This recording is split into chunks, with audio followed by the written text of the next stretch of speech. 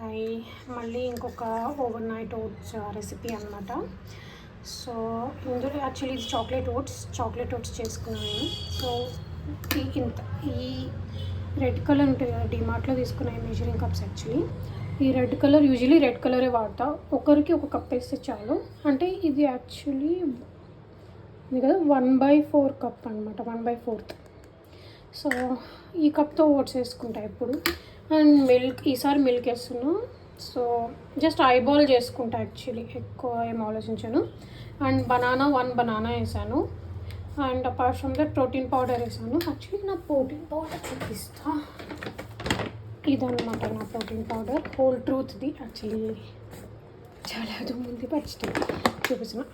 Whole truth ఇది protein powder అనమాట, whey protein. So ఇది కూడా అంత యాక్చువల్లీ ఇందులో ఒకటి మెజరింగ్ స్కూప్ కూడా వస్తుంది. సో సగం అయితే సగం అంటే ఒకటి కంటే ఎక్కువ వేయను. సో యూజువల్లీ ఇట్లా ఐబాల్ చేసుకుని వేసుకుంటా. అది ఇవి సబ్జా సీడ్స్ అనమాట. సో సబ్జా సీడ్స్ అయిపోయేంత వరకు నేను సబ్జా సీడ్సే వాడతాను. యాక్చువల్లీ చియా సీడ్స్ చాలా నచ్చాయి. సో చియా సీడ్స్ కొనేసుకుంటే మళ్ళీ సబ్జా గింజలు అలాగే ఉండిపోతాయి కదా, అందుకే ఫస్ట్ నేను ఇది కంప్లీట్ చేసేసాక తర్వాత ఆర్డర్స్ పెడదామని అనుకుంటున్నా. అంతే. నేను యాక్చువల్లీ షుగర్ కూడా వేయలేదు. సబ్జా గింజలు చూడండి ఆల్రెడీ అంటే జెల్ అవుతున్నాయి. And oats, banana, milk, whey protein and సబ్జా గింజలు. అండ్ ఓకే, మేము కోకో పౌడర్ వేసాను అనమాట. నేను వాడే కోకో పౌడర్ అయితే ఇదనమాట, వీక్ ఫీల్డ్ అంటారు, వైట్ ఫీల్డ్ అంటారు ఏందో. ఇదే అనమాట, అన్స్వీటెండ్ కోకో పౌడర్ వాడుతున్నాను. సో ఇది వేసాను అనమాట.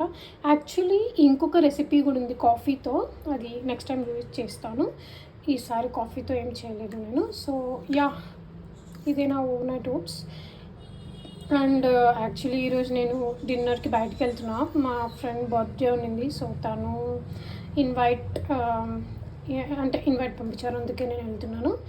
సో చేసి పెట్టి వెళ్తున్నా, సో దట్ మార్నింగ్ బ్రేక్ఫాస్ట్కి సార్ట్ అవుట్ అయిపోతుంది, ఏం ప్రాబ్లం ఉండదు అని. అంతే, ఇంకేం లేదు. Okay, that's it, bye.